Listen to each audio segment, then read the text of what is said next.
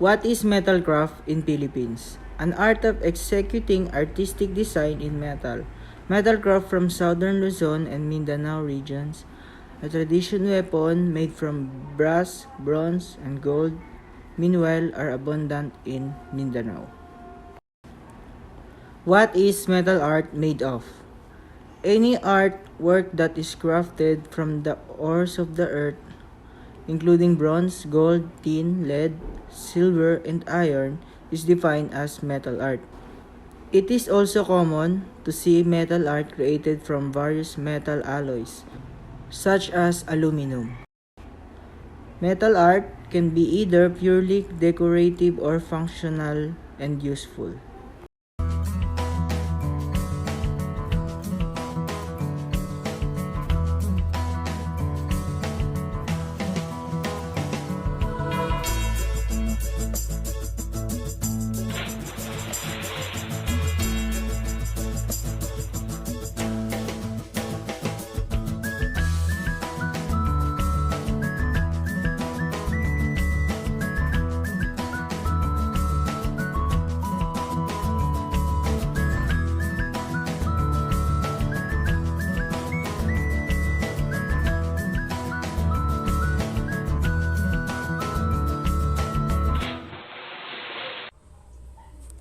Woodworking or wood carving.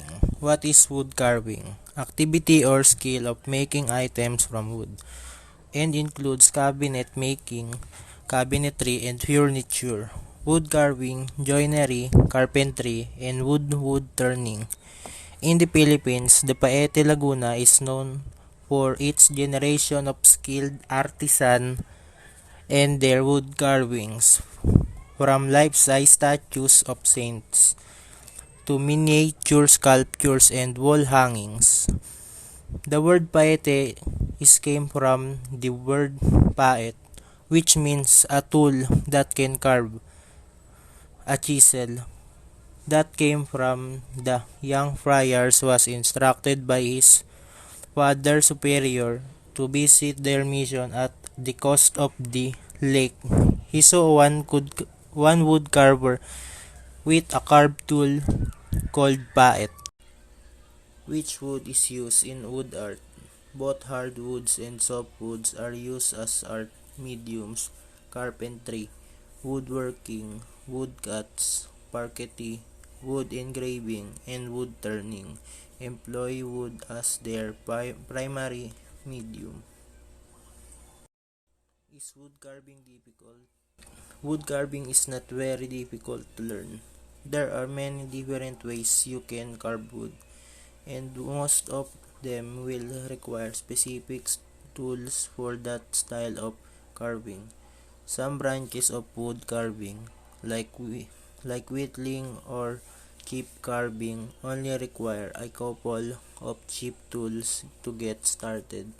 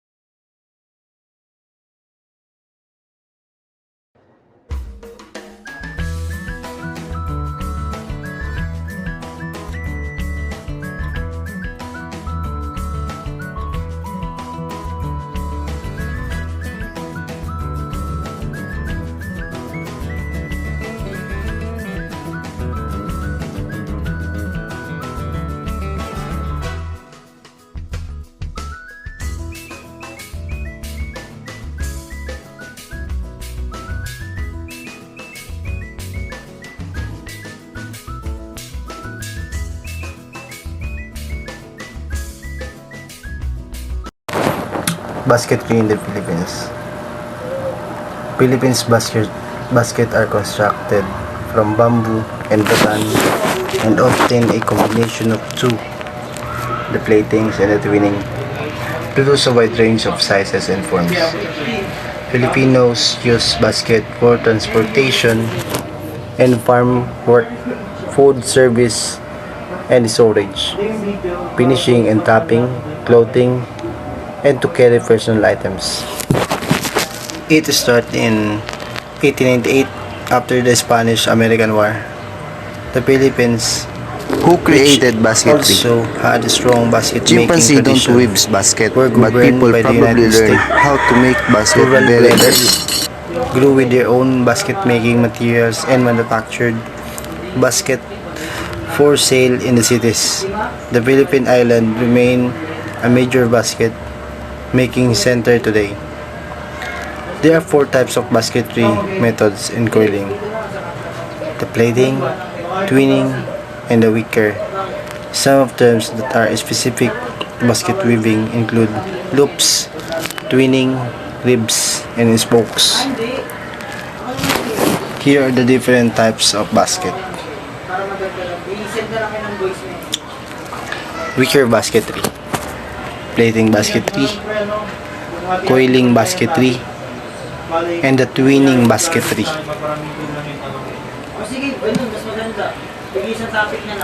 Types of basketry: ribs, spokes, loops, and basketry. And that's all. Thank you.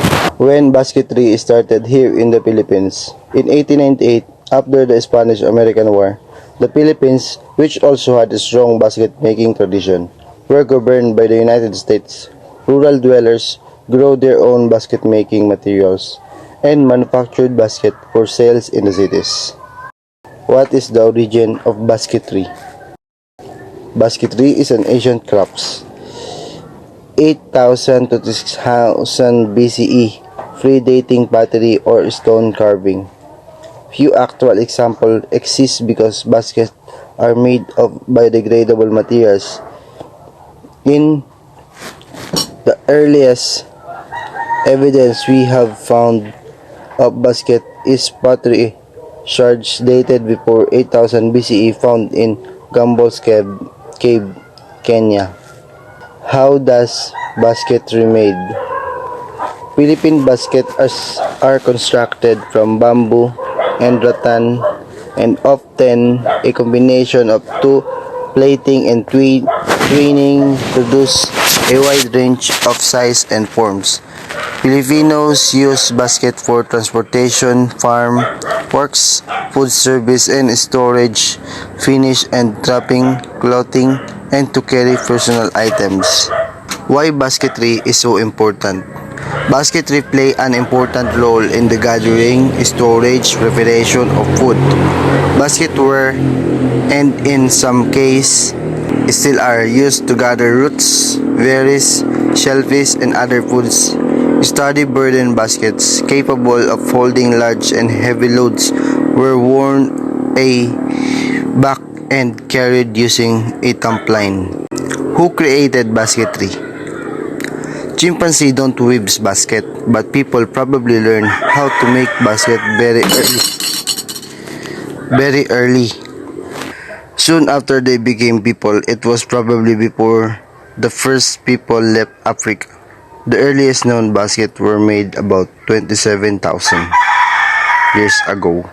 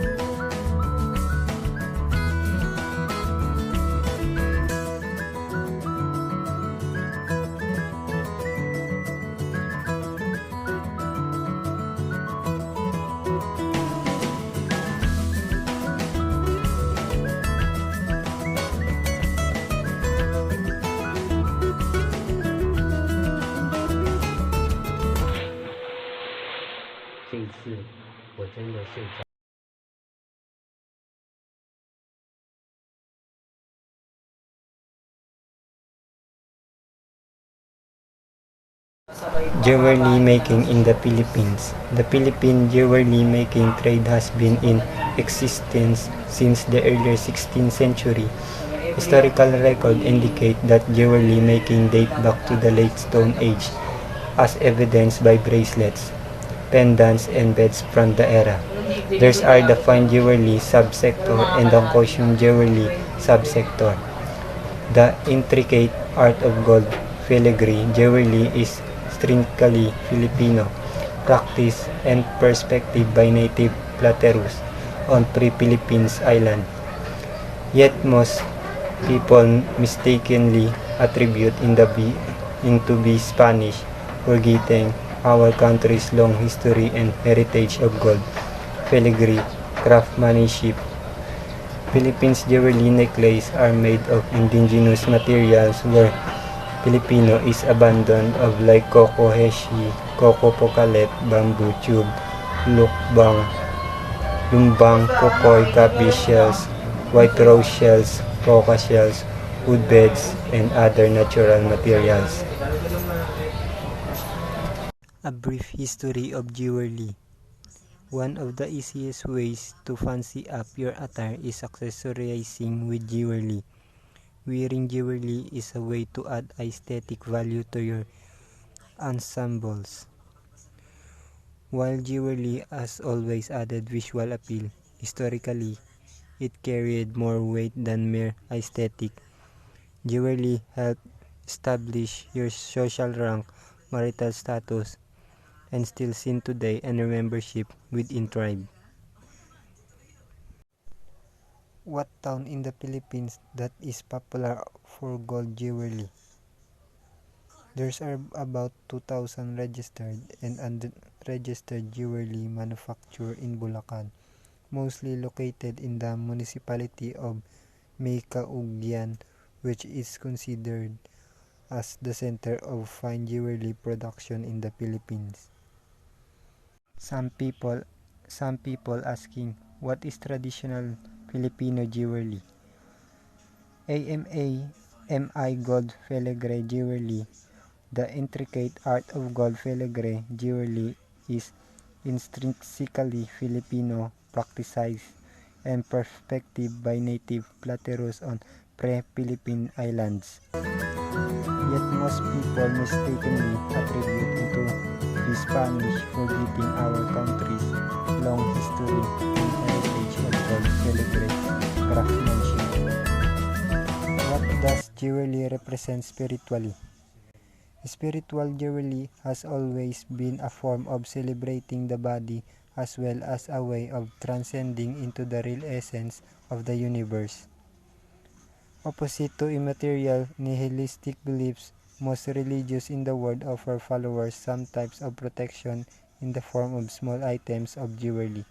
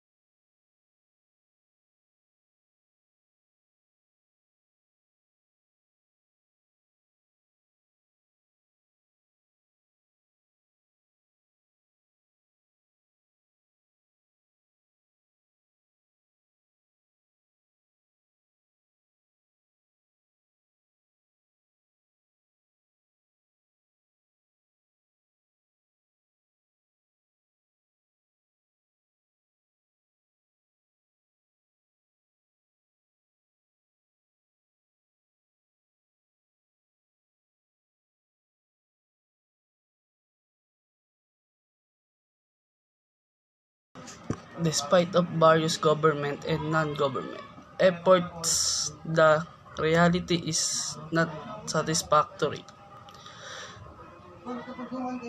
The handicraft artisan suffer a lot due to being unorganized, lack of education, low capital, poor, poor exposure to new technology, of market intelligence, and a poor